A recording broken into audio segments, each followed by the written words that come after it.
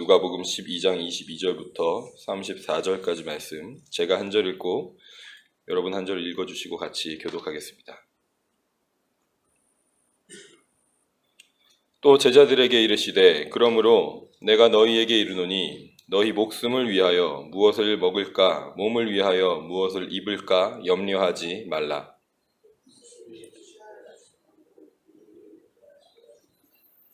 까마귀를 생각하라. 심지도 아니하고 거두지도 아니하며 골방도 없고 창고도 없으되 하나님이 기르시나니 너희는 새보다 얼마나 더 귀하냐.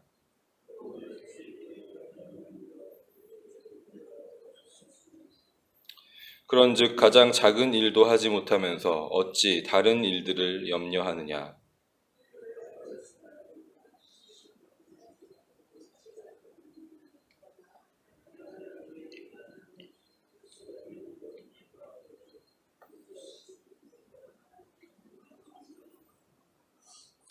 오늘 있다가 내일 아궁이에 던져지는 들풀도 하나님이 이렇게 입히시거든 하물며 너희일까 보냐. 믿음이 작은 자들아.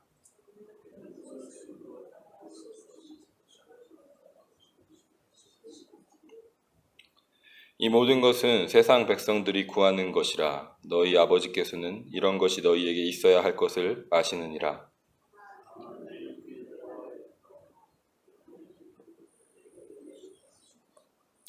적은 무리여 무서워 말라. 너희 아버지께서 그 나라를 너희에게 주시기를 기뻐하시느니라.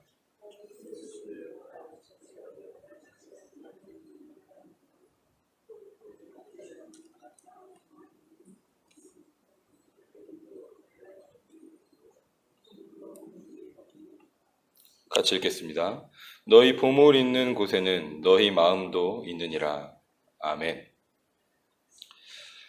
오늘 본문에서 예수님께서는 제자들에게 세 가지 하지 말라는 명령을 하고 계십니다.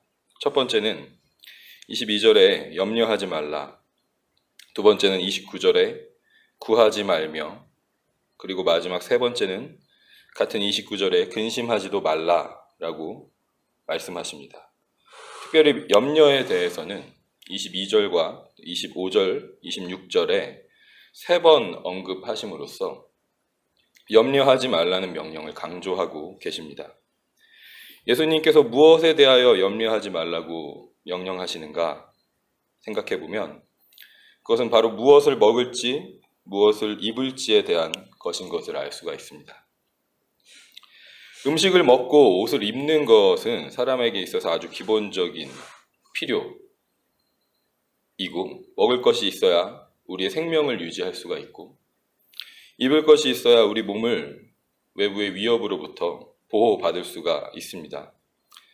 먹을 것과 입을 것은 우리 삶에 있어서 중요한 것이라는 것은 너무나도 명백한 사실입니다. 그런데 예수님께서는 이런 것들에 대해서 염려하지 말라고 우리에게 명령하고 계십니다. 단순히 가르침에 머무르지 않으시고 명령하고 계시다는 사실입니다. 예수님께서 이렇게 명령하시는 이유가 무엇일까?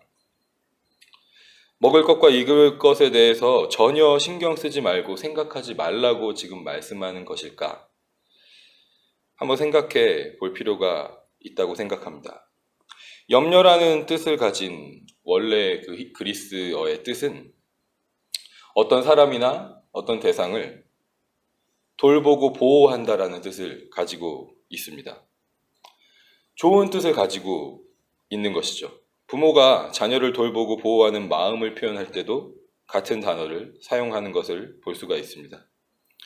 하지만 우리가 한번 생각해 보면 아무리 자녀를 향한 사랑의 마음일지라도 그 돌봄과 보호가 지나치게 되면 간섭이 되거나 집착이 되기 마련입니다. 그 사람이나 대상에게 도를 넘어서 집중하거나 열중함으로써 선한 의도로 시작된 마음이 왜곡되고 변질되게 되는 것입니다. 그래서 돌봄과 보호를 받는 사람에게는 그 마음이 간섭과 집착으로 느껴지게 될 수가 있고, 돌봄과 보호를 제공하는 입장에서는 그 사람이 염려와 걱정에 사로잡히게 되는 그런 결과를 낳을 때가 있다라는 것입니다.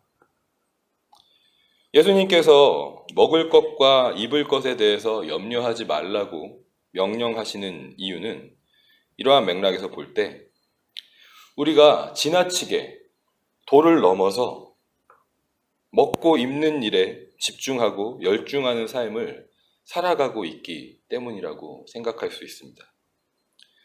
먹고 입는 일에 집착함으로써 우리의 모든 시간과 마음을 빼앗겨서 살아가는 그런 모습이 우리 삶 가운데 많다는 것을 예수님께서 지적하고 계신 것입니다. 예수님께서는 그렇게 살아갈 이유가 전혀 없다라는 것을 가르쳐 주시고 보여주시기 위해서 까마귀와 백합화를 오늘 본문에서 예로 들고 계십니다.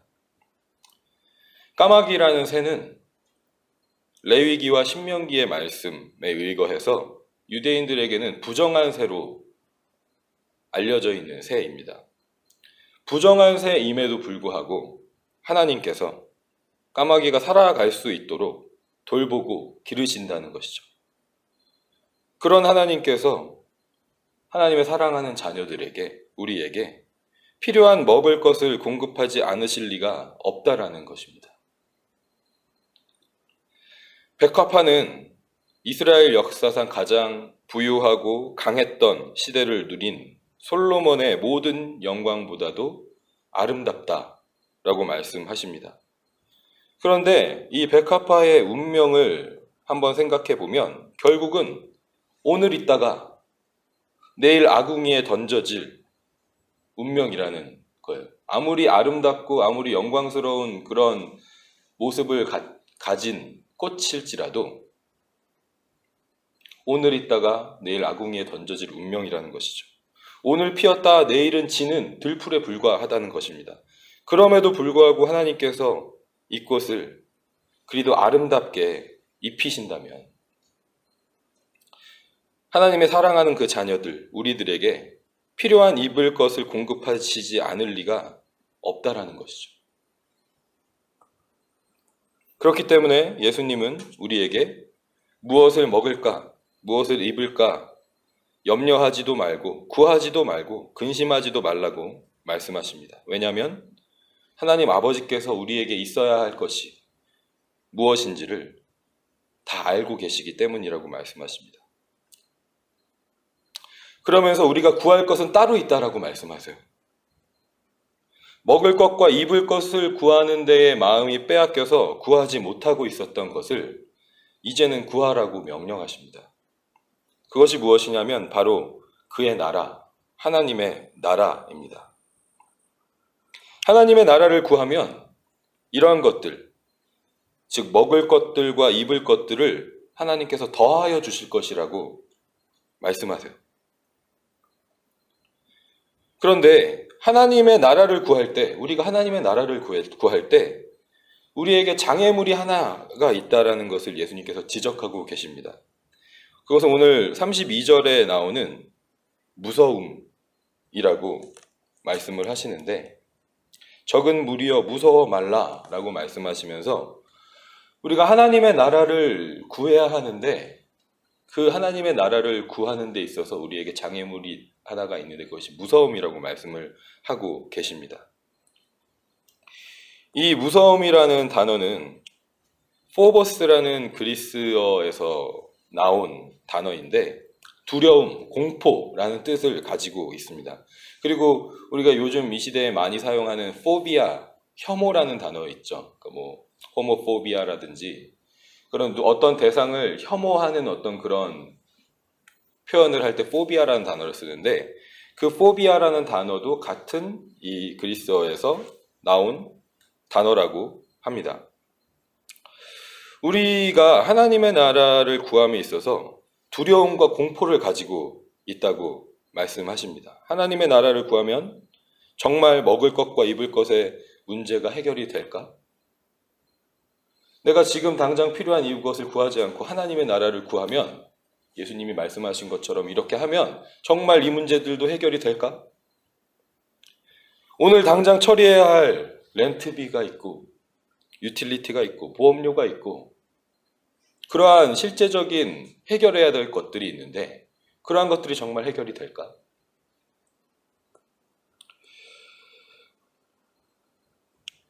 제가 살던 밴쿠버는 생활비와 물가가 비싸기로 유명한 도시인데 제가 밴쿠버에 살 때 읽었던 신문 기사 중에 이런 기사가 있었습니다. 당장 이번 달 월급이 끊기면 파산이 되는 가정이 전체 가정의 절반이 넘는다는 기사를 제가 봤어요. 당장 이번 달에 원래 받아야 될 월급을 받지 못하면 그 가정이 파산을 하는 거예요. 그런데 그 가정의 숫자가 전체 밴쿠버에 있는 가정의 절반이 넘는다는 거예요. 살기가 어렵다는 말을 계속 들어는 왔지만 이 현실의 높은 벽, 이 밴쿠버라는 도시에서 살아가는 그 문제가 정말 쉬운 것이 아니구나라는 걸 실감할 수 있는 기사였습니다. 당장 해결되지 않으면 삶의 소망이 끊어지는 그런 상황 앞에서 길거리로 나 앉아야 하는 위기 앞에서 그 두려움과 공포 앞에서 절대로 마주하고 싶지 않은 어떻게 보면 혐오스러운 그런 현실 앞에서 우리는 하나님의 나라를 구할 마음의 여유가 없을 때가 많이 있다는 것을 우리 스스로의 삶을 돌아봤을 때 느끼게 되는 것 같습니다. 이 두려움과 공포는 상대적인 물질적 가난에 처한 사람들에게만 있는 것이 아닙니다. 상대적으로 부유한 상황에 있는 사람들도 같은 두려움과 공포를 가지고 있습니다. 정말 예수님 말씀하신 것처럼 재산을 팔아서 구제하는 데 쓰고 하늘의 보물을 둬도 괜찮을까? 무슨 일이 언제 일어날지 모르는데 더 많이 모아놓아야 되지 않을까? 이 험한 세상, 이 불확실한 미래를 위해서, 자녀들을 위해서 이 땅에 최대한 모을 수 있을 만큼 모아놔야 되지 않을까?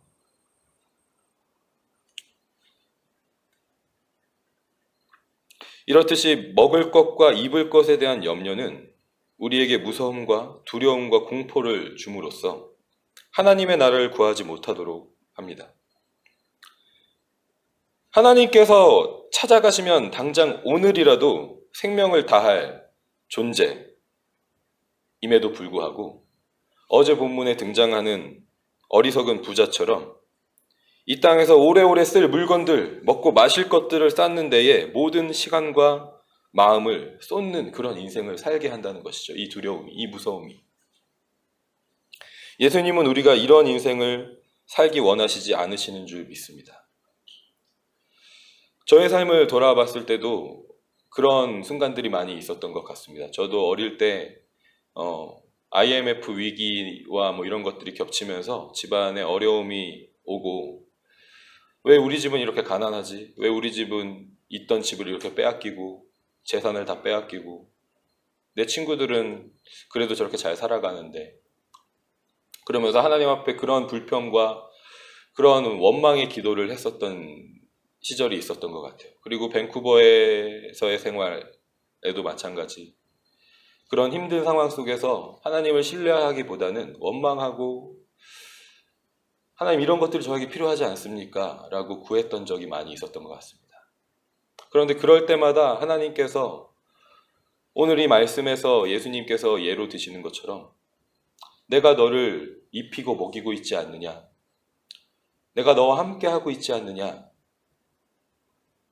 라는 그런 메시지를 말씀을 통해서 또 주변의 도움의 손길을 통해서 계속해서 끊임없이 말씀해 주셨던 것 같아요. 그럼에도 불구하고 여전히 제가 이 에드먼튼 땅으로 넘어올 때에도 물론 믿음을 가지고 이 땅으로 넘어왔지만 하나님 지금 제가 이 에드먼튼 땅으로 넘어갈 수 있는 형편이 될까요?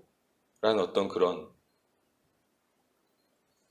겉으로 표현하지는 않아도 그 마음속에 있는 그 두려움, 무서움 이런 것들이 여전히 저의 삶 가운데 있었구나라는 것을 이 말씀을 통해 다시 한번 돌아보게 되었습니다. 누가복음 12장 4절부터 5절에 예수님이 이미 말씀하셨어요. 내가 내 친구 너희에게 말하노니 몸을 죽이고 그 후에는 능히 더 못하는 자들을 두려워하지 말라. 마땅히 두려워할 자를 내가 너희에게 보이리니 곧 죽인 후에 또한 지옥에 던져넣는 권세 있는 그를 두려워하라. 내가 참으로 너희에게 이르노니 그를 두려워하라. 오늘 본문에서 예수님은 다시 말씀하십니다. 무서워하지 마라. 두려워하지 마라. 이 땅에 속한 것들을 무서워하지 말라고, 이 땅에서의 목숨을 빼앗는 것 이상의 일은 할 수 없는 것들을 두려워하지 말라고 말씀하십니다. 그리고 하나님의 나라를 구하라고 하십니다. 우리가 마땅히 두려워해야 할 존재는 단 한 분 하나님밖에 없다라고 말씀하고 계신 것이죠. 그분은 우리를 이 땅에서의 죽음 후에 지옥에도 던져 넣을 수 있는 권세를 가진 유일한 분이시라는 거예요. 하나님을 두려워하는 자는 이 땅에 속한 것들을 두려워하지 않을 수 있습니다. 그리고 하나님의 나라를 구할 수 있다라고 말씀하고 계십니다. 하나님 아버지께서는 우리를 지옥에 던져넣는 권세가 있으시지만 그 권세를 사용하시기보다 우리에게 하나님의 나라를 주시기를 더 기뻐하는 분이시라고 말씀하고 계신 거예요.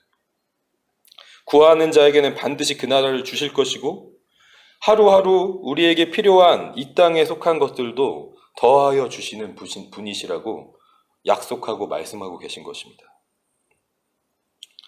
언젠가는 썩어 없어질 것들을 왕과 우상으로 섬기는 이 땅, 무엇을 먹을지, 무엇을 마실지, 무엇을 입을지에 대해 염려하는 이 땅, 그 염려가 욕심을 낳고 미움을 낳아서 누군가는 굶주리고 누군가는 목마르고 누군가는 헐벗은 이 땅.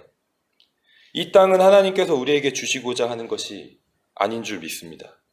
하나님께서 주시고자 하는 것은 하나님의 나라인데 그 나라는 영원한 생명이 되시는 하나님이 왕으로 다스리시고 생명의 양식으로 날마다 우리의 영과 육을 배불리시고 사랑과 정의로 우리를 다스리시고 하나님을 향한 사랑과 이웃을 향한 사랑이 넘치는 나라인 줄 믿습니다.